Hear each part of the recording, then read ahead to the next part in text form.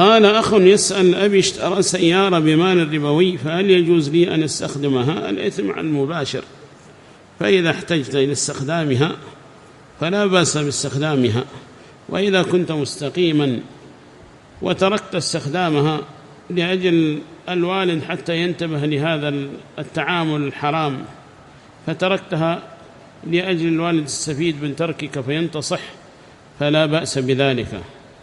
وأنصحك بهذا إذا رأيت أن الوالد مسترسل في هذه المحرمات وتركت ركوب مثل هذه المركوبات المشترية من الحرام من أجل مصلحة الزجر، من أجل مصلحة النصح للفاعل والمباشر حتى ينتصح ويترك التعامل بالربا، فهذا باب آخر.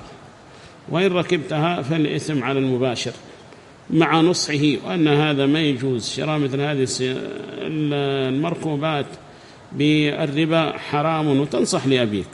وإن ركبتها فالإثم على من باشر إذا احتجت إلى الركوب، وإلا أنصحك أنك تجتنب هذا لأجل أن ينتصح الوالد من أجل المصلحة إذا رأيت هناك مصلحة في ذلك.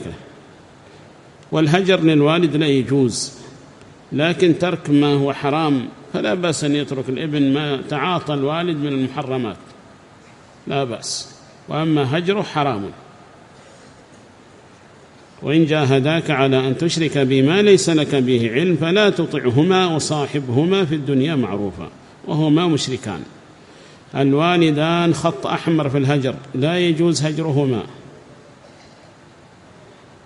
وأما الزجر من أفعال محرمة والنصح لهما فقد نصح إبراهيم أباه، وليس هذا من قلة الأدب في شيء، أنك تنصح الوالد وتزجره بلطف عن هذا المحرم، وأن هذا يا أبتي ما يجوز حرام عليك، كما نصح إبراهيم بذلك الحوار العظيم.